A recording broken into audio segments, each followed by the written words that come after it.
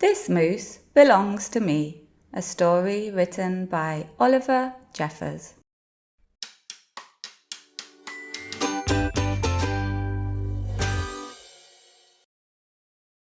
He hadn't always owned a moose. The moose came to him a while ago, and he knew, just knew, that it was meant to be his. He thought he would call him Marcel. He began following Marcel, explaining the rules of how to be a good pet. Much of the time it seemed as though the moose wasn't listening, but Wilfred knew he was, mostly because he followed Rule 4 very well, not making too much noise while Wilfred plays his record collection. Sometimes the moose wasn't a very good pet. He generally ignored Rule 7, going whichever way Wilfred wants to go. The moose had a very good sense of direction, and Wilfred did not. And because the moose was particularly poor on Rule 7, subsection B, maintaining a certain proximity to home, Wilfred quickly learned to bring some string along on their outings, so he could find his way home back again. Sometimes the moose was an excellent pet. He had no trouble with Rule 11, providing shelter from the rain. Or Rule 16, knocking down things that are out of Wilfred's reach.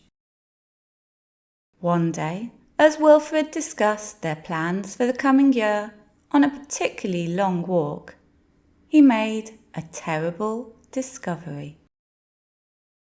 Someone else thought she owned the moose. "Rodrigo, you're back!" Wilfred was dumbstruck. This moose was Marcel, not Rodrigo. The old lady was mistaken, and Wilfred thought it was only proper that he corrected her. "This moose belongs to me," he explained. And to prove it, he called Marcel. But the moose did not respond. He seemed more interested in the old lady. "Good, Rodrigo." Embarrassed and enraged, Wilfred rushed off for home. But in his haste, and miles from anywhere, he tripped over his string and got tangled up. And there he lay. Wilfred was beginning to get a little bit worried.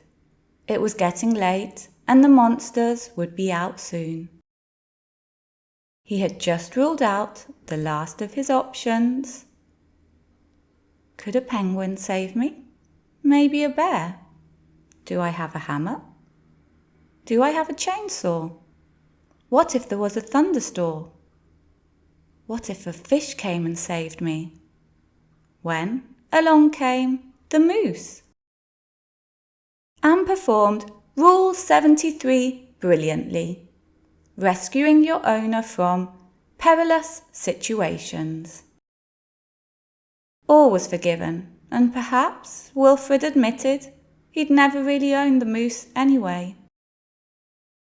With that in mind, he and the moose reached a compromise. The moose would agree to all of Wilfred's rules whenever it suited him. "Dominic, you're back! And you brought me an apple.